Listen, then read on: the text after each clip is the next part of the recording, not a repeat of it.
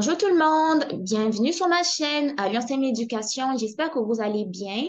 Aujourd'hui, on se retrouve pour une nouvelle vidéo. Je vais vous présenter le programme d'excellence d'exemption de droits de scolarité supplémentaires exigés aux étudiants étrangers au niveau de l'Université du Québec à Rimouski. Et donc, sans plus tarder, regardons un peu de quoi est-ce qu'il s'agit. OK?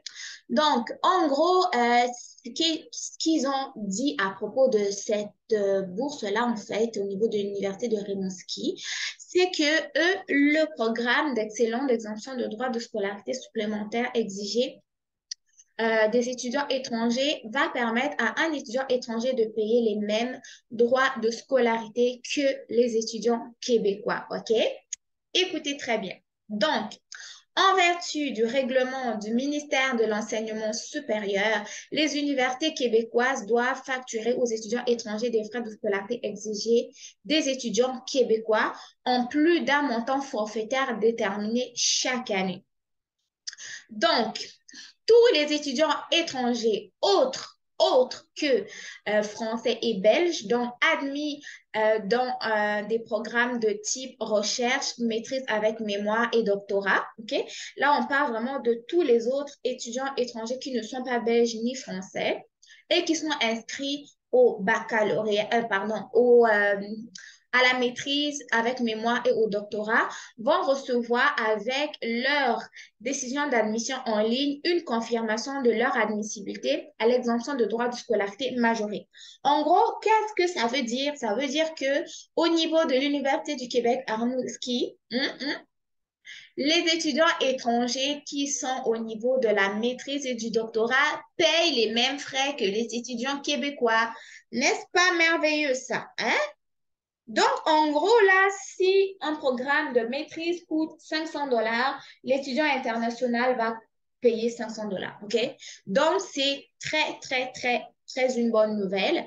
Donc, on va aller au niveau des programmes qui sont admissibles. OK? On a parlé de la maîtrise avec mémoire et du doctorat. Donc, les programmes admissibles, c'est lesquels? Donc, on a la maîtrise, les programmes de maîtrise ici et les programmes de doctorat.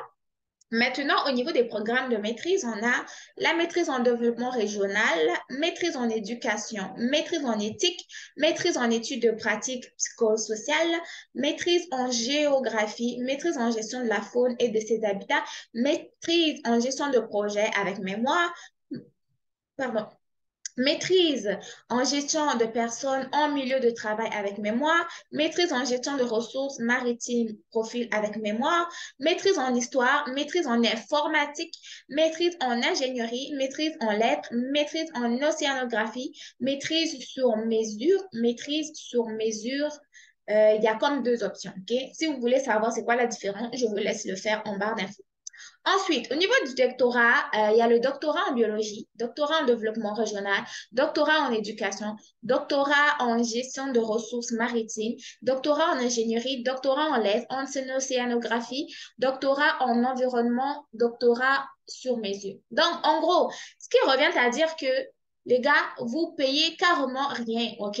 Vous payez carrément rien parce que si vous payez les mêmes prix que les étudiants québécois, en fait, c'est parce que vous allez payer les frais de la bibliothèque, les frais, je sais pas, du matériel, les frais pour utiliser le gym si vous voulez en appliquer. Mais ce qui revient que vous ne payez pas les mêmes frais que les étudiants étrangers payaient avant, mais vous payez les mêmes frais que les étudiants québécois. Ça, c'est remarquable.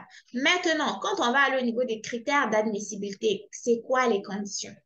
Premièrement, être admis à un programme de doctorat ou de maîtrise avec mémoire offert par l'UQAR, OK? Être assujetti aux droits de scolarité supplémentaires au moment de sa demande, ne pas bénéficier d'une autre exemption de frais de scolarité, ne pas bénéficier d'une autre bourse qui couvre en partie en totalité des frais de scolarité.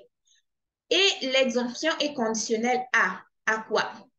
Que l'étudiant soit inscrit à temps complet avant le début des cours, que l'étudiant possède une autorisation de séjour, donc il ait son permis de séjour CAQ-CAC pour étudier au Québec, que l'étudiant réside au Québec durant le ou les trimestres faisant l'objet de l'exemption. Donc, une fois que tu as eu ton admission, tes permis, tout ça là, tu commences tes études au niveau de l'UQAR, il faut que tu restes au Québec. Il n'y a pas à bouger, à aller n'importe où. Tu restes ici.